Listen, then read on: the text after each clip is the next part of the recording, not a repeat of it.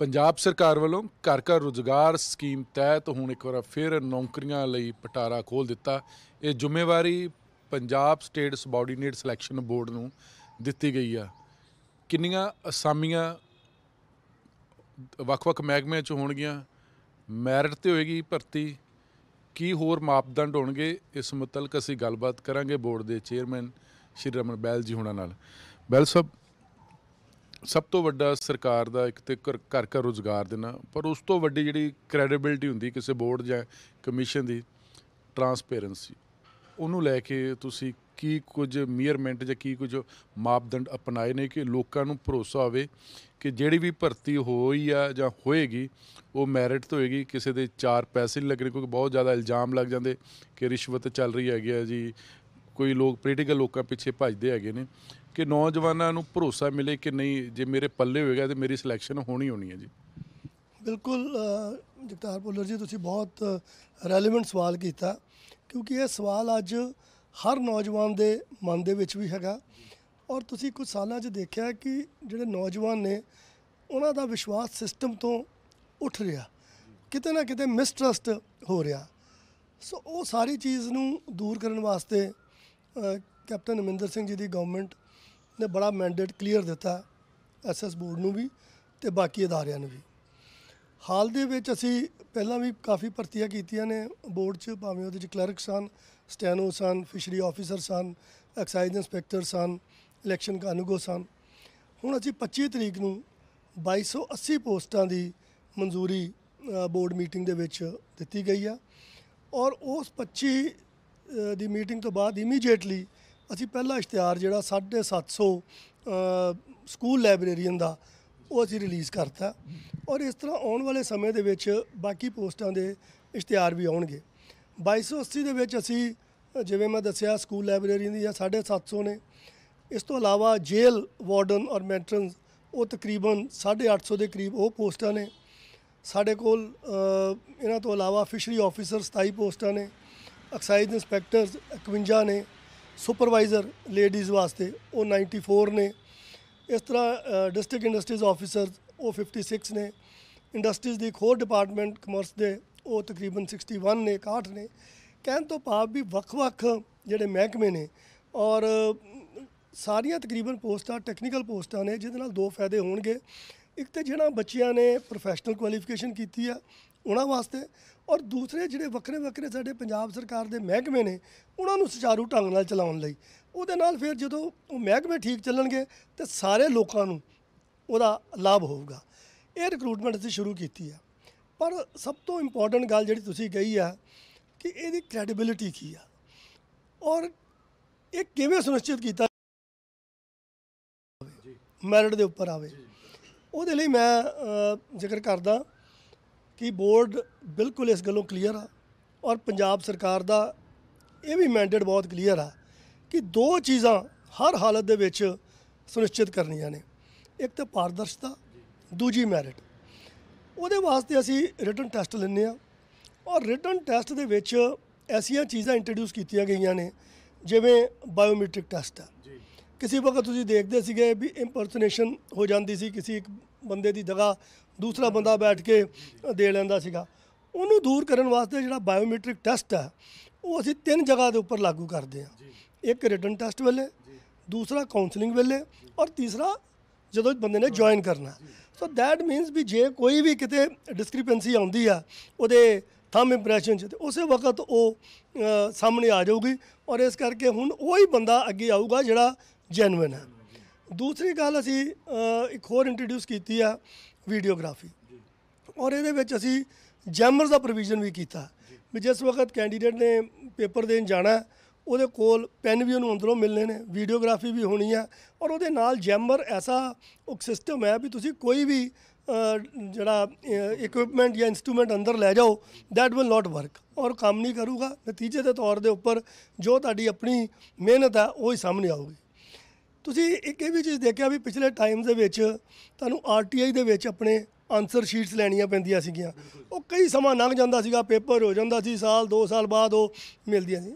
ਅਸੀਂ ਉਸ ਚੀਜ਼ ਨੂੰ ਪ੍ਰਥਾ ਨੂੰ ਵੀ ਖਤਮ ਕੀਤਾ ਔਰ ਅਸੀਂ ਕੀ ਕੀਤਾ ਕਿ ਹੁਣ ਜਿਹੜੀਆਂ ਤੁਹਾਡੀਆਂ OMRs ਨੇ, ਜਿਹੜੀਆਂ ਆਨਸਰ ਸ਼ੀਟਸ ਨੇ, ਉਹ ਜਿਸ ਵਕਤ ਪੇਪਰ ਖਤਮ ਹੋਊਗਾ ਉਸੇ ਵਕਤ ਉਹਨਾਂ ਨੂੰ ਟਰਾਂਸਪੋਰਟ ਕੀਤਾ ਜਾਂਦਾ ATM ਵੈਨਸ 'ਚ, ਔਰ ATM ਵੈਨਸ ਦੇ ਵਿੱਚ ਵੀ GPS ਲੱਗਿਆ ਹੋਏਗਾ, ਕੈਮਰਾ ਹੋਊਗਾ, ਕਿੰਨੀ ਵਾਰੀ ਉਹ ਦਰਵਾਜ਼ਾ ਖੁੱਲਿਆ ਬੰਦ ਹੋ ਰਿਹਾ, ਸੋ ਦੇ ਆਰ ਪ੍ਰੋਟੈਕਟਿਡ।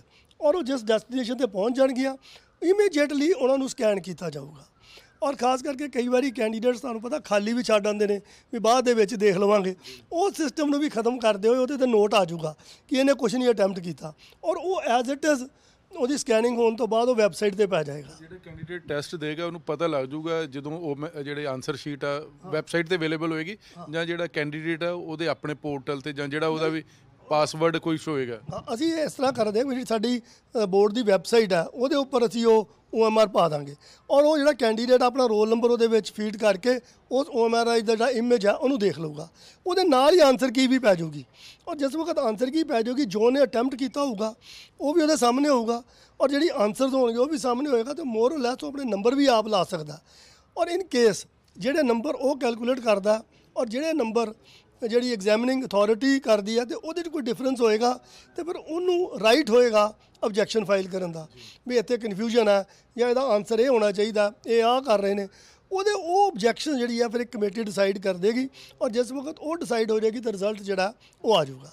ਔਰ ਇਹਦੇ 'ਚ ਅਸੀਂ ਇਹ ਵੀ ਕੋਸ਼ਿਸ਼ ਕੀਤੀ ਹੈ ਕਿ ਜਿਸ ਵਕਤ ਰਿਜ਼ਲਟ ਅਨਾਊਂਸ ਹੋਏ ਉਹ ਪਹਿਲਾਂ ਕੈਂਡੀਡੇਟ ਨੂੰ ਪਤਾ ਲੱਗੇ, ਬੋਰਡ ਨੂੰ ਬਾਅਦ ਚ ਪਤਾ ਲੱਗੇ, ਬੋਰਡ ਨੂੰ ਬਾਅਦ ਚ ਪਤਾ ਲੱਗੇ, ਕਿਉਂਕਿ ਉਹ ਲਿੰਕ ਜਿਹੜਾ ਇਹ ਨਹੀਂ ਹੋਏਗਾ ਕਿ ਰਿਜ਼ਲਟ ਉਹ ਪਹਿਲਾਂ ਬੋਰਡ ਕੋਲ ਆ ਜਾਏ, no, it will directly go to the candidate, ਔਰ ਉਸ ਤੋਂ ਬਾਅਦ ਫਿਰ ਉਹ ਜਦੋਂ ਕੈਂਡੀਡੇਟ ਨੂੰ ਪਤਾ ਲੱਗੂਗਾ ਉਸ ਵਕਤ ਹੀ ਬੋਰਡ ਨੂੰ ਪਤਾ ਲੱਗੂਗਾ। ਜਿਹੜੇ ਤੁਸੀਂ ਕਿਹਾ ਕਿ ਪਹਿਲਾਂ ਕੈਂਡੀਡੇਟ ਨੂੰ ਰਿਜ਼ਲਟ ਪਤਾ ਲੱਗੂ, ਮਤਲਬ ਕਿਤੇ ਨਾ ਕਿਤੇ ਗ੍ਰੇ ਏਰੀਆ ਸੀ ਕਿ ਜੇ ਬੰਦਾ ਆਲਰੇਡੀ ਕੈਂਡੀਡੇਟ ਸਿਲੈਕਟ ਹੋ ਗਿਆ, ਕੋਈ ਨਾ ਕੋਈ ਬੋਰਡ ਦਾ ਬੰਦਾ ਜਾਂ ਕੋਈ ਅਧਿਕਾਰੀ ਦੱਸ ਦੋਗਾ ਵੀ ਮਿੱਤਰਾ ਜੇ ਸਰਕਾਰੀ ਨੌਕਰੀ ਲੈਣੀ ਤੇ ਆ ਜਾ ਕੋਲ, ਇਹ ਗ੍ਰੇ ਏਰੀਆ ਚੱਲਦਾ ਰਿਹਾ ਸਿਸਟਮ 'ਚ। ਇਹ ਸਿਸਟਮ ਇਹ ਚੱਲਦਾ ਤਾਂ ਮੈਂ ਕਹਿੰਦਾ ਜੀ ਖਾਮੀਆਂ ਸਨ, ਜੇ ਖਾਮੀਆਂ ਨੂੰ ਅਸੀਂ ਜਿੰਨਾ ਦੂਰ ਕਰਾਂਗੇ ਉਹਨਾਂ ਸਿਸਟਮ ਟਰਾਂਸਪੇਰੈਂਟ ਹੋਏਗਾ, ਜਿੰਨਾ ਸਿਸਟਮ ਟਰਾਂਸਪੇਰੈਂਟ ਹੋਏਗਾ ਉਨਾ ਹੀ ਲੋਕਾਂ ਦਾ ਵਿਸ਼ਵਾਸ ਉਹਦੇ 'ਚ ਵਧੇਗਾ। ਕਿਉਂਕਿ ਦੇਖੋ ਭੁੱਲਰ ਸਾਹਿਬ ਗੱਲ ਇਹ ਆ ਕਿ ਜਿਸ ਕੈਂਡੀਡੇਟ ਨੇ ਅੱਜ ਸਿਸਟਮ ਦੇ ਵਿੱਚ ਆਉਣਾ ਉਹਨੇ 30 ਸਾਲ ਰਹਿਣਾ, ਮਤਲਬ 28-29 ਸਾਲ ਦੇ ਵਿੱਚ ਬੰਦਾ ਗਵਰਨਮੈਂਟ ਜੌਬ ਜੁਆਇਨ ਕਰਦਾ ਤੇ 58 ਤੱਕ ਚੱਲਦਾ, ਤੇ ਜੇ ਤੁਸੀਂ ਅੱਜ ਕੈਂਡੀਡੇਟ ਜਾਂ ਬੰਦਾ ਠੀਕ ਢੰਗ ਨਾਲ ਲੈ ਕੇ ਆਓਗੇ ਤੇ ਉਹ ਅੱਗੇ 30 ਸਾਲ ਸਿਸਟਮ 'ਚ ਠੀਕ ਰਹੂਗਾ। ਜੇ ਉਹ ਆਪ ਗਲਤ ਮੀਨਸ ਨਾਲ ਆਊਗਾ ਤੇ ਹਾਊ ਯੂ ਐਕਸਪੈਕਟ ਵੀ ਉਹ 30 ਸਾਲ ਉਹ ਸਿਸਟਮ ਨੂੰ ਖਰਾਬ ਨਹੀਂ ਕਰੂਗਾ, ਠੀਕ ਹੈ ਨਾ ਜੀ। ਸੋ ਇਸ ਕਰਕੇ ਇਹ ਸਾਰੀਆਂ ਚੀਜ਼ਾਂ ਸਨ, ਜਿਵੇਂ ਤੁਸੀਂ ਦਾ ਜ਼ਿਕਰ ਕੀਤਾ ਵੀ ਕਿਸੇ ਵਕਤ ਹਾਰਡ ਕਾਪੀ ਪਹਿਲਾਂ ਮਿਲ ਜਾਵੇ, so there is always a scope of doubt ਜਿਹਾ ਰਹਿ ਜਾਂਦਾ ਸੀਗਾ। ਸੋ ਅਸੀਂ ਉਹਨਾਂ ਸਾਰੀ ਚੀਜ਼ਾਂ ਨੂੰ ਕਲੀਅਰ ਕਰਨਾ ਚਾਹੁੰਦੇ ਹਾਂ। ਦੂਸਰੀ ਗੱਲ ਇੱਕ ਹੋਰ ਆ ਕਿ ਮੇਰੀ ਅਪੀਲ ਵੀ ਆ, ਦੇਖੋ ਪੰਜਾਬ ਇੱਕ ਨਵਾਂ ਮੋੜ ਲੈ ਰਿਹਾ, ਨਵੀਂ ਸੋਚ ਆ ਰਹੀ ਆ, ਔਰ ਖਾਸ ਕਰਕੇ ਮੈਂ ਇੱਕ ਗੱਲ ਕਹੂੰਗਾ ਕੈਪਟਨ ਅਮਰਿੰਦਰ ਸਿੰਘ ਜੀ ਦੀ ਕਿ ਉਹਨਾਂ ਨੇ ਇੱਕ ਗੁੱਡ ਗਵਰਨੈਂਸ ਦੀਆਂ ਕਈ ਸਟੈਪਸ ਚੁੱਕੇ ਨੇ, ਔਰ ਮੈਂ ਸਮਝਦਾ ਵੀ ਇਹ ਇੱਕ ਬਹੁਤ ਇੰਪੋਰਟੈਂਟ ਲੜੀ ਆ ਗੁੱਡ ਗਵਰਨੈਂਸ ਦੀ। ਜੇ ਅਸੀਂ ਮੈਰਿਟ ਬਹਾਲ ਕਰ ਜਾਈਏ ਔਰ ਪਾਰਦਰਸ਼ਤਾ ਦੇ ਨਾਲ ਲੋਕਾਂ ਦੇ ਸਾਹਮਣੇ ਗੱਲ ਨੂੰ ਰੱਖ ਸਕੀਏ, ਤੇ ਮੈਂ ਸਮਝਦਾ ਵੀ ਇਸ ਤੋਂ ਵੱਡੀ ਗਵਰਨੈਂਸ ਵੀ ਕੋਈ ਨਹੀਂ ਹੋ ਸਕਦੀ, ਔਰ ਇਸ ਤੋਂ ਵੱਡੀ ਭਗਤੀ ਵੀ ਕੋਈ ਨਹੀਂ ਹੈਗੀ। ਮਾਪਿਆਂ ਨੂੰ ਸਿੱਧੀ ਅਪੀਲ ਆ ਵੀ ਕਿਸੇ ਪੋਲੀਟੀਸ਼ੀਅਨ ਜਾਂ ਕਿਸੇ ਅਫਸਰ ਦੇ ਪਿੱਛੇ ਨਾ ਲੱਗਿਓ, ਜੇ ਤੁਹਾਡਾ ਧੀ ਪੁੱਤ ਮਿਹਨਤ ਹੋਊਗਾ ਤਾਂ ਸਿਲੈਕਟ ਹੋ ਜਾਊਗਾ। ਮੇਰੀ ਬੇਨਤੀ ਆ ਖਾਸ ਕਰਕੇ ਗਾਰਡੀਅਨਸ ਨੂੰ, ਪੇਰੈਂਟਸ ਨੂੰ, ਕੈਂਡੀਡੇਟਸ ਨੂੰ ਕਿ ਕਿਸੇ ਪਾਸੇ ਜਾਣ ਦੀ ਲੋੜ ਨਹੀਂ, ਕਿਸੇ ਨੂੰ ਅਪਰੋਚ ਕਰਨ ਦੀ ਲੋੜ ਨਹੀਂ, ਕੋਈ ਅਨਫੇਅਰ ਮੀਨਸ ਬਿਲਕੁਲ ਨਾ ਯੂਜ਼ ਕਰਨਾ, ਕਿਉਂਕਿ ਭਰਤੀ ਨਰੋਲ ਮੈਰਿਟ ਦੇ ਉੱਪਰ ਹੈਗੀ ਆ। ਉਹਦੇ ਲਈ ਤੁਹਾਡੇ ਕੋਲ ਸਾਰੇ ਫੋਰਮਸ ਹੈਗੇ ਨੇ, ਤੁਸੀਂ ਉਹਦੇ ਤੇ ਉਹਨਾਂ ਫੋਰਮ ਦੇ ਉੱਪਰ ਤੁਸੀਂ ਹਰ ਚੀਜ਼ ਨੂੰ ਚੈੱਕ ਕਰ ਸਕਦੇ ਹੋ। ਤੇ ਜਿਸ ਵਕਤ ਕਈ ਵਾਰੀ ਕੀ ਹੁੰਦਾ ਹੈ ਕਿ ਜਿਸ ਵਕਤ ਅਸੀਂ ਇਹੋ ਜਿਹੀਆਂ ਗੱਲਾਂ 'ਤੇ ਜਾਂਦੇ ਨੇ, ਗਲਤ ਅਫਵਾਹਾਂ 'ਤੇ ਚਲੇ ਜਾਂਦੇ ਹਾਂ, ਗਲਤ ਬੰਦਿਆਂ 'ਚ ਫਸ ਜਾਂਦੇ ਹਾਂ, ਔਰ ਕਿਸੇ ਵਕਤ ਲੋਕੀ ਐਕਸਪਲੋਇਟ ਕਰਨ ਨੂੰ ਵੀ ਸਾਹਮਣੇ ਆ ਜਾਂਦੇ ਨੇ। ਤਾਂ ਉਸ ਐਕਸਪਲੋਇਟੇਸ਼ਨ ਨੂੰ ਵੀ ਰੋਕਣ ਦੀ ਲੋੜ ਹੈ, ਔਰ ਉਹ ਕੌਣ ਰੋਕ ਸਕਦਾ? ਉਹ ਕੈਂਡੀਡੇਟਸ ਖੁਦ ਰੋਕ ਸਕਦੇ ਨੇ ਤੇ ਜਾਂ ਉਹਨਾਂ ਦੇ ਮਾਪੇ ਰੋਕ ਸਕਦੇ ਨੇ। ਇਸ ਕਰਕੇ ਕੋਈ ਕੰਸੀਡਰੇਸ਼ਨ ਨਹੀਂ ਚੱਲਣੀ, ਕੋਈ ਰਿਕਮੈਂਡੇਸ਼ਨ ਨਹੀਂ ਚੱਲਣੀ, ਸਿਰਫ ਕੈਂਡੀਡੇਟ ਦੀ ਆਪਣੀ ਮਿਹਨਤ ਔਰ ਉਹਦੀ ਆਪਣੀ ਹਾਰਡ ਵਰਕ ਆ ਜਾਂ ਉਹਦੀ ਜਿਹੜੀ ਨੌਲੇਜ ਆ ਉਹ ਸਾਹਮਣੇ ਆਉਣੀ ਆ। ਕਿ ਸਿਰਫ ਨਰੋਲ ਮੈਰਿਟ ਤੇ ਹੋਏਗੀ, ਮਤਲਬ ਇੰਟਰਵਿਊ ਨਹੀਂ ਹੋਏਗੀ। ਇਹਦੇ ਵਿੱਚ ਕੋਈ ਇੰਟਰਵਿਊ ਦਾ ਪ੍ਰੋਵੀਜ਼ਨ ਨਹੀਂ ਆ। ਕਈ ਵਾਰੀ ਕੀ ਹੁੰਦਾ ਕਿ ਇੰਟਰਵਿਊ ਦੇ ਨੰਬਰ 'ਚ ਰਿਟਨ ਮਾਰਕਸ ਦੇ ਨੰਬਰ ਦੇ ਵਿੱਚ ਡਿਸਕ੍ਰਿਪੈਂਸੀ ਰਹਿ ਜਾਂਦੀ ਆ ਕਈ ਵਾਰੀ, ਬਟ ਉਸ ਚੀਜ਼ ਨੂੰ ਵੀ ਖਤਮ ਕਰਤਾ ਗਿਆ। ਇਸ ਕਰਕੇ ਨਰੋਲ ਜਿਸ ਵਕਤ ਜਿਹੜੇ ਉਹਦੇ ਨੰਬਰ ਹੋਣਗੇ ਉਹਦੇ ਮੁਤਾਬਕ ਜਿਹੜੀ ਮੈਰਿਟ ਹੈ ਕੈਟਾਗਰੀ ਵਾਈਜ਼ ਉਹ ਸਾਹਮਣੇ ਆ ਜਾਊਗੀ, ਔਰ ਉਹ ਜਿਹੜਾ ਰਿਜ਼ਲਟ ਹੋਏਗਾ ਉਹ ਸਾਹਮਣੇ ਹੋਊਗਾ। ਔਰ ਤੁਸੀਂ ਇੱਕ ਹੋਰ ਚੀਜ਼ ਮੈਂ ਤੁਹਾਡੇ ਨੋਟਿਸ 'ਚ ਲਿਆਉਣਾ ਚਾਹੁੰਦਾ ਵੀ ਕਿਉਂ ਮੈਂ ਕਹਿੰਦਾ ਵੀ ਮੈਰਿਟ ਔਰ ਟਰਾਂਸਪੇਰੈਂਸੀ ਆ। ਸਾਡੇ ਕੋਲ ਇੱਕ ਡਿਸਕ੍ਰਿਸ਼ਨ ਹੁੰਦੀ ਸੀ ਐਲੋਕੇਸ਼ਨ ਆਫ ਡਿਪਾਰਟਮੈਂਟਸ। ਜਿਸ ਵਕਤ ਮੰਨ ਲਓ ਅਸੀਂ 1883 ਕਲਰਕ ਭਰਤੀ ਕੀਤੇ, ਜਾਂ ਕੋਈ ਸਟੈਨੋ ਕੀਤੇ, ਉਹਨਾਂ ਲਈ ਵੱਖਰੇ ਵੱਖਰੇ 48 ਮਹਿਕਮੇ ਸੀ, 28 ਮਹਿਕਮੇ ਸੀ। ਸੋ ਪਹਿਲਾਂ ਡਿਸਕ੍ਰਿਸ਼ਨ ਹੁੰਦੀ ਸੀ board the to allocate the department, ਵੀ ਇੱਕ ਨੂੰ PWD ਦੇਤਾ, ਦੂਸਰੇ ਨੂੰ ਪ੍ਰਿੰਟਿੰਗ ਸਟੇਸ਼ਨਰੀ ਦੇਤਾ, ਕਿਸੇ ਨੂੰ ਹੋਰ। ਹੁਣ ਉਸ ਪ੍ਰਥਾ ਨੂੰ ਵੀ ਆਪਾਂ ਖਤਮ ਕਰ ਦਿੱਤਾ ਔਰ ਅਸੀਂ ਔਨ ਦੀ ਮੈਰਿਟ ਕੈਂਡੀਡੇਟਸ ਤੋਂ ਉਹਨਾਂ ਦੀ ਪ੍ਰੈਫਰੈਂਸਿਸ ਲੈ ਕੇ as per the merit allocation of departments ਅਸੀਂ ਕੀਤੇ ਨੇ। ਨਵੀਂ ਭਰਤੀ ਦੇ ਵਿੱਚ ਅਸੀਂ ਇੱਕ ਹੋਰ ਨਵੀਂ ਗੱਲ ਕੀਤੀ ਆ, ਉਹਦੇ ਵਿੱਚ ਅਸੀਂ ਐਡਵਰਟਾਈਜ਼ਮੈਂਟ ਦੇ ਵਿੱਚ ਇੰਟਰੋਡਿਊਸ ਕਰਤਾ ਕਿ ਤੁਸੀਂ ਆਪਣੇ ਜਿਹੜੀ ਪ੍ਰੈਫਰੈਂਸਿਸ ਨੇ ਉਹ ਹੁਣੇ ਹੀ ਭਰ ਦਿਓ। ਮੰਨ ਲਓ ਜੂਨੀਅਰ ਡਰਾਫਟਸਮੈਨ ਦੀਆਂ ਤਕਰੀਬਨ 547 ਪੋਸਟਾਂ ਅਸੀਂ ਲੈਣ ਜਾ ਰਹੇ ਹਾਂ, ਕੱਢਣ ਜਾ ਰਹੇ ਹਾਂ। ਉਹਦੇ ਵਿੱਚ 8 ਮਹਿਕਮੇ ਨੇ, ਕੋਈ PWD ਹੈ, ਕੋਈ B&R ਹੈ, ਕੋਈ ਵਾਟਰ ਸੈਨੀਟੇਸ਼ਨ ਹੈ, ਰੂਰਲ ਡਿਵੈਲਪਮੈਂਟ ਹੈ, ਆਰਕੀਟੈਕਚਰ, ਹੋਰ ਇੱਕ ਡਿਪਾਰਟਮੈਂਟ ਹੈ। ਸੋ ਕਿਸੇ ਦਾ ਇੰਟਰਸਟ ਕਿਤੇ ਹੋ ਸਕਦਾ। ਸੋ ਉਹਨੂੰ ਕਿਹਾ ਵੀ ਜਿਸ ਵਕਤ ਤੂੰ ਆਪਣਾ ਫਾਰਮ ਭਰਨਾ ਉਹਦੇ ਵਿੱਚ ਆਪਣੀ ਪ੍ਰੈਫਰੈਂਸ ਭਰ ਦੇ, ਔਰ ਜੇ ਪ੍ਰੈਫਰੈਂਸ ਦੇ ਮੁਤਾਬਕ ਉਹਦੇ ਮੈਰਿਟ ਦੇ ਨੰਬਰ ਉਹਨੇ ਆ ਜਾਣਗੇ, ਉਸ ਪ੍ਰੈਫਰੈਂਸ ਨਾਲ ਉਹਨੂੰ ਐਲੋਕੇਸ਼ਨ ਹੋ ਜਾਊਗੀ। ਸੋ ਇਸ ਕਰਕੇ ਡਿਸਕ੍ਰਿਸ਼ਨ ਉੱਥੇ ਵੀ ਖਤਮ ਕਰਤੀ ਆ। ਸਰਕਾਰ ਲਏਗਾ ਕਿ ਕਿਹੜੀ ਏਜੰਸੀ ਲਏਗੀ, ਉੱਥੇ ਤੇ ਕੋਈ ਨਾ ਕੋਈ ਖਾਮੀ ਰਹਿਣ ਦੀ ਸੰਭਾਵਨਾ ਹੈਗੀ ਹੈ। ਬਿਲਕੁਲ ਠੀਕ ਹੈ ਤੁਹਾਡੀ ਗੱਲ। ਦੇਖੋ SS ਬੋਰਡ ਜਿੰਨੀ ਦੇਰ ਤੋਂ ਅਸੀਂ ਕਨਸਟੀਟਿਊਟ ਹੋਇਆ 2018 ਤੋਂ, ਅਸੀਂ ਸਾਰੀਆਂ ਹੀ ਆਊਟਸੋਰਸ ਜਿਹੜੀਆਂ ਏਜੰਸੀਜ਼ ਨੇ ਗਵਰਨਮੈਂਟ ਆਫ ਇੰਡੀਆ ਦੀ ਕਰ ਰਹੇ ਹਾਂ। ਇਹਦੇ 'ਚ ਕੋਈ ਵੀ ਅਸੀਂ ਪ੍ਰਾਈਵੇਟ ਏਜੰਸੀ ਇੰਟਰੋਡਿਊਸ ਨਹੀਂ ਕਰ ਰਹੇ।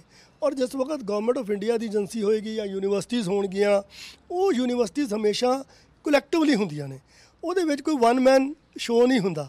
ਸੋ ਜਿਸ ਵਕਤ ਗਵਰਨਮੈਂਟ ਦੀਆਂ ਏਜੰਸੀਜ਼ ਹੋਣਗੀਆਂ, ਯੂਨੀਵਰਸਿਟੀਜ਼ ਹੋਣਗੀਆਂ, ਕਲੈਕਟਿਵ ਰਿਸਪੌਂਸਿਬਿਲਿਟੀ ਹੋਏਗੀ, ਤੇ ਉਹਦੇ ਵਿੱਚ ਮੈਂ ਸਮਝਣਾ ਫਿਰ ਕੋਈ ਜ਼ਿਆਦਾ ਸਕੋਪ ਹੇਰਾ ਫੇਰੀ ਦਾ ਰਹਿ ਨਹੀਂ ਜਾਂਦਾ। ਸੋ ਖਾਸ ਕਰ ਉਹ ਏਜੰਸੀ ਜਿਹੜੀਆਂ ਬਹੁਤ ਰਿਪਿਊਟਿਡ ਨੇ ਔਰ ਜਿਨ੍ਹਾਂ ਦਾ ਟਰੈਕ ਰਿਕਾਰਡ ਬਹੁਤ ਵਧੀਆ, ਔਰ ਉਹਨਾਂ ਨੇ ਬਹੁਤ ਸਾਰੇ ਮਹਿਕਮਿਆਂ ਦੇ ਐਗਜ਼ਾਮਸ ਵੀ ਕਰਾਏ ਨੇ, ਔਰ ਹਜੇ ਤੱਕ ਉਹਦੇ 'ਚ ਕੋਈ ਐਸੀ ਗੱਲ ਨਹੀਂ ਆਈ, ਉਹਨਾਂ ਏਜੰਸੀਆਂ ਨੂੰ ਅਸੀਂ ਲੈ ਰਹੇ ਹਾਂ। ਔਰ ਮੈਂ ਸਮਝਣਾ ਕਿ ਉਹ ਬਿਲਕੁਲ ਫੂਲ ਪ੍ਰੂਫ ਸਿਸਟਮ ਹੈ। ਸਿਰਫ ਇੱਕੋ ਹੀ ਗੱਲ ਸਾਨੂੰ ਅੱਜ ਪਬਲਿਕ ਓਪੀਨੀਅਨ ਬਣਾਉਣ ਦੀ ਲੋੜ ਹੈ। ਦੇਖੋ ਅਸੀਂ ਕਈ ਗੱਲਾਂ 'ਤੇ ਓਪੀਨੀਅਨ ਬਣਾਉਂਦੇ ਹਾਂ, ਔਰ ਜਿਸ ਵਕਤ ਪਬਲਿਕ ਓਪੀਨੀਅਨ ਬਣ ਜਾਵੇ ਤੇ ਫਿਰ ਉਹ ਰਵਾਇਤਾਂ ਬਣ ਜਾਂਦੀਆਂ ਨੇ, ਉਹ ਟਰਡੀਸ਼ਨਸ ਬਣ ਜਾਂਦੀਆਂ ਨੇ। ਸੋ ਅੱਜ ਸਾਨੂੰ ਇੱਕ ਇਹ ਪਬਲਿਕ ਓਪੀਨੀਅਨ ਬਣਾਉਣ ਦੀ ਲੋੜ ਹੈ ਕਿ ਅਸੀਂ ਜੇ ਅੱਜ ਗਵਰਨਮੈਂਟ ਨੇ ਇੱਕ ਉਪਰਾਲਾ ਕੀਤਾ ਲੋਕਾਂ ਨੂੰ ਸਾਫ਼ ਸੁਥਰੀ ਰਿਕਰੂਟਮੈਂਟ ਦੇਣ ਦਾ, ਤੇ ਲੋਕਾਂ ਦਾ ਵੀ ਫਰਜ਼ ਬਣ ਜਾਂਦਾ ਕਿ ਅਸੀਂ ਇੱਧਰ ਉੱਧਰ ਕਿਸੇ ਗੱਲ 'ਤੇ ਨਾ ਭੱਜੀਏ, ਨਾ ਕਿਸੇ ਰਿਕਮੈਂਡੇਸ਼ਨਸ ਵੱਲ ਜਾਈਏ, ਨਾ ਕਿਸੇ ਨੂੰ ਅਪਰੋਚ ਕਰੀਏ। Let system take its own way. ਔਰ ਜਿਸ ਵਕਤ ਸਿਸਟਮ ਠੀਕ ਹੋ ਜਾਏਗਾ, ਇਹ ਸਾਰੀਆਂ ਚੀਜ਼ਾਂ ਜਿਹੜੀਆਂ ਨੇ ਉਹ ਪਿੱਛੇ ਹੋ ਜਾਣਗੀਆਂ। ਜੈਮਰ ਦੀ ਗੱਲ ਇਹ ਸੈਂਟਰ ਦੇ ਬਾਹਰ ਹੋਵੇ ਕਿ ਜਿੱਥੇ ਸੈਂਟਰ ਦੇ ਰੂਮ ਹੋਣਗੇ ਉੱਥੇ ਜੈਮਰ ਲੱਗਣਗੇ, ਹਰ ਕਮਰੇ 'ਚ ਲੱਗੇਗਾ ਕਿ ਓਵਰ ਪੂਰੇ ਸੈਂਟਰ ਦੇ ਬਾਹਰ ਲੱਗੇਗਾ? ਬਿਲਕੁਲ ਤੁਹਾਡੀ ਗੱਲ ਠੀਕ ਹੈ ਬੋਲੋ ਸਾਹਿਬ। ਇਹ ਹਰ ਰੂਮ ਦੇ ਵਿੱਚ ਉਹਦਾ ਇੱਕ ਜੈਮਰ ਦਾ ਜਿਹੜਾ ਇਕਵਿਪਮੈਂਟ ਆ ਉਹ ਪਿਆ ਹੋਊਗਾ, ਔਰ ਉਹਦਾ ਕੰਟਰੋਲ ਉੱਥੇ ਹੋਊਗਾ। ਔਰ ਜਿਸ ਵਕਤ ਜਿਸ ਐਗਜ਼ਾਮੀਨੇਸ਼ਨ ਸੈਂਟਰ ਦੇ ਵਿੱਚ ਕਮਰੇ ਦੇ ਵਿੱਚ ਤੁਸੀਂ ਬੈਠੋਗੇ, ਉਹ ਜਿਹੜਾ ਕੋਈ ਵੀ ਸਿਸਟਮ ਭਾਵੇਂ ਮੋਬਾਈਲ ਆ ਉੱਥੇ ਨਹੀਂ ਚੱਲ ਸਕੇਗਾ। ਔਰ ਹਰ ਕਮਰੇ ਦੇ ਵਿੱਚ ਉਹ ਇਕਵਿਪਮੈਂਟ ਜਿਹੜੀ ਹੋਊਗੀ। ਇਹ ਸਟੇਟ ਗਵਰਨਮੈਂਟ ਲਿਖ ਕੇ ਦੇਗੀ? ਇਹ ਜੈਮਰ ਕੌਣ ਪ੍ਰੋਵਾਈਡ ਕਰੇਗਾ, ਸੈਂਟਰ ਸਰ ਜਾਂ ਸਟੇਟ ਗਵਰਨਮੈਂਟ? ਜੈਮਰ ਦੀ ਜਿਹੜੀ ਸਾਨੂੰ ਪਰਮਿਸ਼ਨ ਹੈ ਉਹ ਜਿਹੜੀ ਏਜੰਸੀ ਐਗਜ਼ਾਮ ਕਰਾਉਂਦੀ ਆ ਉਹ ਲੈਂਦੀ ਆ, ਔਰ ਇਹ ਯੂਨੀਅਨ ਆਫ ਹੋਮ ਮਿਨਿਸਟਰੀ ਤੋਂ ਲੈਣੀ ਪੈਂਦੀ ਆ। ਉਹਨਾਂ ਦੀਆਂ ਇੱਕ ਦੋ ਹੀ ਫਰਮਸ ਹੈਗੀਆਂ ਨੇ ਜਿਹਨਾਂ ਉਹਨਾਂ ਨੇ ਅਪਰੂਵ ਕੀਤਾ, ਉਹ ਹੀ ਆਪਣਾ ਸਿਸਟਮ ਲਾ ਕੇ ਦਿੰਦੀਆਂ ਨੇ ਉੱਥੇ। ਮੇਰਾ ਇੱਕ ਆਖਰੀ ਸਵਾਲ ਹੈ, ਕਿਉਂਕਿ ਬੱਚੇ ਬੇਰੁਜ਼ਗਾਰ ਔਰ ਅੱਜ ਕੱਲ੍ਹ ਮਾਪਿਆਂ ਕੋਲ ਵੀ ਇਨਕਮ ਦੇ ਉਨੇ ਸਾਧਨ ਨਹੀਂ ਆ, ਕਿ ਜਦੋਂ ਕੋਈ ਵੀ ਭਰਤੀ ਆਉਂਦੀ ਹੈਗੀ ਹੈ ਸਰਕਾਰੀ, ਤੇ ਉਹਦੇ 'ਚ ਜਦੋਂ ਨਾਲ ਉਹ ਡਿਮਾਂਡ ਡਰਾਫਟ ਲਾਉਂਦੇ ਨੇ, ਉਹ ਬਹੁਤ ਜ਼ਿਆਦਾ ਫੀਸ ਹੁੰਦੀ ਹੈ। ਕਹਿੰਦੇ ਸਰਕਾਰ ਉਹ ਕਿਉਂ ਨਹੀਂ ਘੱਟ ਕਰ ਦੇਗੀ? ਬੱਚਿਆਂ ਕੋਈ ਕਰੋੜਾਂ ਰੁਪਏ ਇਕੱਠੇ ਕਰ ਲੈਂਦੀ ਹੈਗੀ ਹੈ। ਜਿੱਥੋਂ ਤੱਕ ਤੇ ਭੁੱਲਰ ਸਾਹਿਬ ਅਧੀਨ ਸੇਵਾਵਾਂ ਚੋਣ ਬੋਰਡ ਦਾ, ਇਹਦੇ ਵਿੱਚ ਤੇ ਕੋਈ ਪੈਸਾ ਬਚਦਾ ਨਹੀਂ ਆ, ਕਿਉਂਕਿ ਅਸੀਂ ਬਿਲਕੁਲ ਨੋਮੀਨਲ ਫੀਸ ਲੈਂਦੇ ਆ, ਜਿਹਦੇ 'ਚ ਮੇਰੇ ਕੋਲ ਜਨਰਲ ਕੈਟਾਗਰੀ ਦੀ ਤਕਰੀਬਨ 1000 ਰੁਪਈਆ, ਔਰ ਬਾਕੀ ਜਿਹੜੀਆਂ ਕੈਟਾਗਰੀਜ਼ ਨੇ SC BC ਨੇ ਉਹ 250 300 ਰੁਪਏ ਤੱਕ ਸਾਰੀਆਂ ਹੈਗੀਆਂ ਨੇ। ਬਟ ਇਹਦੇ ਵਿੱਚ ਤੁਸੀਂ ਖਰਚਾ ਦੇਖਦੇ ਹੋ, ਬਿਕੋਜ਼ ਆਹ ਨਵੀਆਂ ਚੀਜ਼ਾਂ ਇੰਟਰੋਡਿਊਸ ਹੋਈਆਂ ਨੇ ਜਿਹਦੇ ਵਿੱਚ ਬਾਇਓਮੈਟ੍ਰਿਕ ਆ, ਫ੍ਰਿਸਕਿੰਗ ਆ, ਵੀਡੀਓਗ੍ਰਾਫੀ ਆ, ਜੈਮਰਸ ਆ, ਪੈਨਸ ਆ, ਇਹ ਸਾਰੇ ਖਰਚੇ ਵੱਧ ਗਏ ਨੇ, ਔਰ ਰਾਦਰ ਗਵਰਨਮੈਂਟ ਨੂੰ ਪਰ ਕੈਂਡੀਡੇਟ ਕੁਝ ਪੈਸੇ ਆਪ ਪਾਉਣੇ ਪੈਂਦੇ ਨੇ। ਬਾਕੀ ਸਟੇਟਾਂ ਦੇ ਵਿੱਚ ਇਹ ਜਿਹੜੇ ਨੇ ਬਹੁਤ ਘੱਟ ਨੇ, ਪੈਸੇ ਘੱਟ ਨੇ, ਪਰ ਇਹ ਜਿਹੜੀ ਜਦੋਂ ਕਹਿ ਕੇ ਨਵੀਆਂ ਚੀਜ਼ਾਂ ਇੰਟਰੋਡਿਊਸ ਕੀਤੀਆਂ, ਉਹ ਤੇ ਸਟੇਟ ਵੀ ਚੱਕ ਸਕਦੀ ਭਾਰ। ਇਹੀ ਕਾਰਨ ਹੈ ਵੀ ਸਟੇਟ ਗਵਰਨਮੈਂਟ ਖੁਦ ਪੈਸੇ ਪਾ ਰਹੀ ਆ, ਔਰ SS ਬੋਰਡ ਜਿਹੜੀ ਪੈਸੇ ਲੈ ਰਿਹਾ ਇਹ ਸਭ ਤੋਂ ਘੱਟ ਲੈ ਰਿਹਾ। ਤੁਸੀਂ ਜੇ ਬਾਕੀ ਹੋਰ ਏਜੰਸੀਜ਼ ਦੇਖ ਲਓ, ਵੱਡੇ ਜਿਹੜੇ ਕਾਰਪੋਰੇਸ਼ਨਸ ਨੇ, ਮਾਰਕਫੈਡ ਆ, ਹੋਰ ਆ, ਉਹਨਾਂ ਦੀਆਂ ਫੀਸਾਂ ਹਜੇ ਵੀ ਬਹੁਤ ਜ਼ਿਆਦਾ ਨੇ, ਔਰ ਜਿਹੜੀ SS ਬੋਰਡ ਦੀ ਪੰਜਾਬ ਦੀ ਫੀਸ ਆ ਸਭ ਤੋਂ ਲੋਐਸਟ ਹੈ ਬਾਕੀ ਸਟੇਟਾਂ ਤੋਂ ਵੀ। ਬਟ ਮੈਂ ਸਮਝਦਾ ਫਿਰ ਵੀ ਜਿੰਨੇ ਪੈਸੇ ਫੀਸਾਂ ਤੋਂ ਕਲੈਕਟ ਹੁੰਦੇ ਨੇ ਉਹਨਾਂ ਖਰਚਾ ਪੂਰਾ ਨਹੀਂ ਹੁੰਦਾ। ਉਹਦੇ ਲਈ ਫਿਰ ਸਾਨੂੰ ਪੰਜਾਬ ਸਰਕਾਰ ਆਪਣੇ ਬਜਟ ਦੇ ਵਿੱਚੋਂ ਪੈਸੇ ਦੇ ਕੇ ਉਹ ਖਰਚਾ ਪੂਰਾ ਕਰਦੀ ਹੈ, ਕਿਉਂਕਿ ਇਹ ਖਰਚਾ ਕਰਨਾ ਇਸ ਕਰਕੇ ਜ਼ਰੂਰੀ ਹੈ, ਤਾਂ ਹੀ ਇਹ ਸਿਸਟਮ ਠੀਕ ਹੋਊਗਾ। ਨਹੀਂ ਤਾਂ ਜੇ ਅਸੀਂ ਖਰਚਾ ਇਹ ਨਹੀਂ ਕਰਾਂਗੇ ਤਾਂ ਫਿਰ ਸਿਸਟਮ ਫੂਲ ਪ੍ਰੂਫ ਹੋ ਹੀ ਨਹੀਂ ਸਕਦਾ।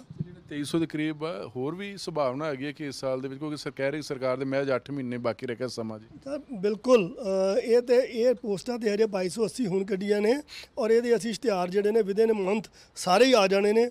ਔਰ ਇਸ ਤੋਂ ਇਲਾਵਾ ਅਸੀਂ 1152 ਦੀ ਪਟਵਾਰੀ ਦੀ ਐਗਜ਼ਾਮੀਨੇਸ਼ਨ 2 ਮਈ ਨੂੰ ਜਿਹੜਾ ਚੱਲ ਰਿਹਾ ਉਹਦੀ ਤਿਆਰੀ ਕਰ ਰਹੇ ਹਾਂ। ਇਸ ਤੋਂ ਇਲਾਵਾ 547 ਪੋਸਟਾਂ ਸਾਡੇ ਕੋਲ ਜੂਨੀਅਰ ਡਰਾਫਟਸਮੈਨ ਦੀਆਂ ਨੇ, ਔਰ ਆਉਣ ਵਾਲੇ ਟਾਈਮ ਦੇ ਵਿੱਚ 3 ਤੋਂ 4000 ਕਲਰਕ ਭਰਤੀ ਕਰਨ ਜਾ ਰਹੇ ਹਾਂ। ਇਸ ਤੋਂ ਇਲਾਵਾ ਅਸੀਂ 200 ਦੇ ਕਰੀਬ ਲੀਗਲ ਕਲਰਕ ਭਰਤੀ ਕਰਨ ਜਾ ਰਹੇ ਹਾਂ, ਉਹਦੀ ਵੀ ਜਿਹੜੀ ਐਡਵਰਟਾਈਜ਼ਮੈਂਟ ਹੈ 2-4 ਦਿਨ ਦੇ ਵਿੱਚ ਆ ਜਾਣੀ ਹੈ। ਸੋ ਬਹੁਤ ਸਾਰੀ ਹੋਰ ਪੋਸਟਾਂ ਜਿਹੜੀਆਂ ਨੇ ਉਹ ਆ ਰਹੀਆਂ ਨੇ। ਮੇਰੀ ਇੱਕੋ ਹੀ ਅਪੀਲ ਆ ਨੌਜਵਾਨਾਂ ਨੂੰ ਕਿ ਬਿਲਕੁਲ ਆਪਾਂ ਕੰਸਨਟਰੇਟ ਹੋ ਕੇ ਅੱਜ ਤੋਂ ਹੀ ਆਪਣੀ ਤਿਆਰੀ ਸ਼ੁਰੂ ਕਰੀਏ ਔਰ ਪੂਰੀ ਮਿਹਨਤ ਕਰੀਏ। ਸਰਕਾਰ ਨੇ ਇੱਕ ਫੇਅਰ ਪਲੇਗਰਾਊਂਡ ਤੁਹਾਨੂੰ ਪ੍ਰੋਵਾਈਡ ਕਰਤੀ ਆ, ਔਰ ਉਸ ਫੇਅਰ ਪਲੇਗਰਾਊਂਡ ਦੇ ਉੱਪਰ ਖੇਡਣਾ ਤੁਸੀਂ ਆ, ਔਰ ਉਹ ਬਕਾਇਦਾ ਇੱਕ ਦਸਤੂਰ ਦੇ ਨਾਲ, ਸਾਫ ਸੁਥਰੇ ਤਰੀਕੇ ਦੇ ਨਾਲ, ਚੰਗੇ ਤਰੀਕੇ ਦੇ ਨਾਲ ਤੁਸੀਂ ਕਰੋ, ਔਰ ਤਾਂ ਕਿ ਤੁਸੀਂ ਇੰਪਲੋਇਮੈਂਟ ਜਿਹੜੀ ਆ ਲੈ ਸਕੋ। ਔਰ ਜਿਹੜੀ ਇੰਪਲੋਇਮੈਂਟ ਲੈਣੀ ਹੈ ਸਿਰਫ ਮਕਸਦ ਰੋਜ਼ੀ ਰੋਟੀ ਦਾ ਨਹੀਂ ਆ, ਆਪਣੀ ਲਾਈਵਲੀਹੁੱਡ ਤੁਸੀਂ ਪਾਲਣੀ ਆ, ਆਪਣੇ ਬੱਚੇ ਵੀ ਪਾਲਣੇ ਆ, ਆਪਣੇ ਆਪ ਨੂੰ ਵੀ ਦੇਖਣਾ, ਪਰ ਉਹਦੇ ਨਾਲ ਨਾਲ ਇੱਕ ਸਮਾਜ ਨੂੰ ਵੀ ਕੰਟਰੀਬਿਊਟ ਕਰਨਾ, ਇੱਕ ਚੰਗੇ ਸਮਾਜ ਦੀ ਸਿਰਜਣਾ ਵੀ ਕਰਨੀ ਆ। ਦਸੰਬਰ ਜਨਵਰੀ 'ਚ ਕੋਡ ਆਫ ਕੰਡਕਟ ਲੱਗ ਜਾਣਾ ਹੈਗਾ ਜੀ, ਉਸ ਤੋਂ ਪਹਿਲਾਂ ਜਿੰਨੀ ਵੀ ਹੈ ਰਿਕਰੂਟਮੈਂਟ ਹੋ ਜਾਏਗੀ, ਲੋਕਾਂ ਨੂੰ ਜੁਆਇਨਿੰਗ ਹੋ ਜਾਏਗੀ। ਬਿਲਕੁਲ ਸਾਡੀ ਪੂਰੀ ਕੋਸ਼ਿਸ਼ ਆ ਕਿ ਇਹ ਅਕਤੂਬਰ ਤੱਕ ਅਸੀਂ ਸਾਰੀਆਂ ਜਿਹੜੀਆਂ ਹੈਗੀਆਂ ਨੇ ਕਰਤੀਆਂ। ਤੁਹਾਨੂੰ ਮੈਂ ਦੱਸ ਰਿਹਾ ਵੀ ਅਸੀਂ ਤੁਹਾਡੇ ਸਾਹਮਣੇ ਸਕੂਲ ਲਾਇਬ੍ਰੇਰੀ ਦੀ ਅੱਜ ਕੀਤੀ ਆ, ਅੱਜ ਤੋਂ ਓਪਨ ਆ, 5 ਤਰੀਕ ਤੋਂ ਅਸੀਂ 29 ਤੱਕ ਲੈਣੀ ਆ। ਮੇਰਾ ਮਨ ਆ ਵੀ ਮਈ ਦੇ ਐਂਡ 'ਚ ਉਹ ਐਗਜ਼ਾਮ ਵੀ ਕਰਾ ਦੇਣਾ। 2 ਮਈ ਨੂੰ ਪਟਵਾਰੀਜ਼ ਦਾ ਹੋ ਰਿਹਾ। ਇਸ ਤੋਂ ਇਲਾਵਾ ਅਸੀਂ ਹਰ 15 ਦਿਨ 20 ਦਿਨ ਬਾਅਦ ਤੁਸੀਂ ਦੇਖੋਗੇ ਕਿ ਕੋਈ ਨਾ ਕੋਈ ਐਗਜ਼ਾਮ ਚੱਲ ਰਿਹਾ। ਸੋ ਸਾਡੀ ਪੂਰੀ ਕੋਸ਼ਿਸ਼ ਆ ਕਿ ਇਹ ਜਿਹੜੀ ਸਾਡੀ ਜੇਲ੍ਹ ਵਾਰਡਨ ਦੀ ਆ ਉਹ ਵੀ ਮੈਨੂੰ ਲੱਗਦਾ ਵੀ ਉਹ ਵੀ ਬਹੁਤ ਤਾਦਾਦ ਦੇ ਵਿੱਚ ਐਪਲੀਕੇਸ਼ਨਸ ਆਉਣਗੀਆਂ। ਉਸ ਤੋਂ ਬਾਅਦ ਫਿਜ਼ੀਕਲ ਟੈਸਟ ਵੀ ਹੈਗਾ, ਔਰ ਫਿਜ਼ੀਕਲ ਟੈਸਟ ਦੇ ਵਿੱਚ ਵੀ ਅਸੀਂ ਹਿਊਮਨ ਇੰਟਰਫੇਰੈਂਸ ਬਿਲਕੁਲ ਬੰਦ ਕਰਤੀ ਆ।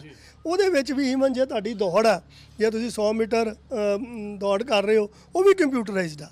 ਈਵਨ ਜਿਹੜੀ ਤੁਹਾਡੀ ਹਾਈਟ ਆ, ਚੈਸਟ ਦੀ ਮੈਜਰਮੈਂਟ ਆ, ਤੁਹਾਡੀ ਵੇਟ ਆ, ਉਹ ਵੀ ਸਾਰਾ ਕੰਪਿਊਟਰਾਈਜ਼ਡ ਮਸ਼ੀਨ ਦੇ ਨਾਲ ਆ। ਸੋ ਕਹਿਣ ਤੋਂ ਭਾਵ ਵੀ ਨਿੱਕੀ ਜਿਹੀ ਵੀ ਗੁੰਜਾਇਸ਼ ਨਹੀਂ ਹੈਗੀ। ਉਹਦਾ ਮਕਸਦ ਮੇਰਾ ਇੱਕੋ ਹੀ ਕਹਿਣ ਦਾ ਭੁੱਲਰ ਸਾਹਿਬ ਕਿ ਹਿਊਮਨ ਇੰਟਰਫੇਰੈਂਸ ਇਨ ਦਿਸ ਸਿਸਟਮ ਬਿਲਕੁਲ ਖਤਮ ਹੋ ਗਈ ਆ। ਹਿਊਮਨ ਇੰਟਰਫੇਰੈਂਸ ਰਹੂਗੀ ਨਹੀਂ, ਔਰ ਜਿੱਥੇ ਹਿਊਮਨ ਇੰਟਰਫੇਰੈਂਸ ਖਤਮ ਹੋਊਗੀ ਉੱਥੇ ਹੀ ਸਿਸਟਮ ਸਾਫ਼ ਹੋਏਗਾ। ਬਹੁਤ ਬਹੁਤ ਮਿਹਰਬਾਨੀ, ਥੈਂਕ ਯੂ ਵੈਰੀ ਮਚ ਜੀ। ਬਹੁਤ ਵਧੀਆ ਉਪਰਾਲੇ ਕੀਤੇ ਜਾ ਰਹੇ ਨੇ ਕਿ ਇੱਕ ਤੇ ਇੰਟਰਵਿਊ ਨਹੀਂ ਹੋਏਗੀ, ਦੂਜਾ ਜਿਹੜੀ ਜੇਲ੍ਹ ਵਾਰਡਨ ਦੀ ਜਿਸ ਤਰ੍ਹਾਂ ਦੱਸਿਆ ਹੈਗਾ ਕਿ ਉੱਥੇ ਮਸ਼ੀਨਾਂ ਹੀ ਚੈੱਕ ਕਰਨੇ ਕਿ ਬੰਦੇ ਦਾ ਭਾਰ ਕਿੰਨਾ ਹੈਗਾ, ਹਾਈਟ ਕਿੰਨੀ ਹੈ, ਉਹਦੀ ਚੈਸਟ ਕਿੰਨੀ ਹੈਗੀ, ਔਰ ਜਿੱਥੇ ਸੈਂਟਰ ਬਣਨਗੇ ਟੈਸਟ ਵਾਸਤੇ ਉੱਥੇ ਜੈਮਰ ਵੀ ਲੱਗਣਗੇ। ਇੱਥੋਂ ਤੱਕ ਕਿ ਜਿਹੜੇ ਪੈਨਸਲ ਆ ਉਹ ਵੀ ਸੈਂਟਰ ਦੇ ਵਿੱਚ ਪ੍ਰੋਵਾਈਡ ਕੀਤੇ ਜਾਣਗੇ, ਕਿਉਂਕਿ ਬਹੁਤ ਵੱਡਾ ਸਵਾਲ ਹੈ ਕਿ ਹਮੇਸ਼ਾ ਪਾਰਦਰਸ਼ਤਾ ਦੀ ਗੱਲ ਕੀਤੀ ਜਾਂਦੀ ਹੈ, ਔਰ ਇਹਨਾਂ ਦਾ ਦਾਅਵਾ ਸਰਕਾਰ ਦਾ ਕਿ ਜਿਹੜੀ ਵੀ ਭਰਤੀ ਹੋਏਗੀ ਉਹ ਰੋਲ ਮੈਰਿਟ 'ਤੇ ਹੋਏਗੀ। ਜਿਹੜੇ ਕੈਂਡੀਡੇਟ ਨੇ ਉਹਨਾਂ ਨੂੰ ਕਿਤੇ ਦੂਜੇ ਸਿਆਸੀ ਲੋਕਾਂ ਦੇ ਪਿੱਛੇ ਭੱਜਣ ਦੀ ਜ਼ਰੂਰਤ ਨਹੀਂ ਹੈਗੀ। ਜੇ ਪੱਲੇ ਦਮ ਹੋਏਗਾ ਤੇ ਉਹ ਆਪ ਹੀ ਸਿਲੈਕਟ ਹੋ ਜਾਣਗੇ। ਉਹ ਸਿਆਣੇ ਵੀ ਇਹ ਕਹਿ ਕੇ ਗਏ ਨੇ ਕਿ ਜਿਹਦੇ ਪੱਲੇ ਸੱਚ ਉਹ ਕੋਠੇ ਚੜ੍ਹ ਕੇ ਨੱਚ। ਕੈਮਰਾ ਮਨਦੀਪ ਸਿੰਘ ਦੇ ਨਾਲ ਜਗਤਾਰ ਸਿੰਘ, NB ਨਿਊਜ਼, ਚੰਡੀਗੜ੍ਹ।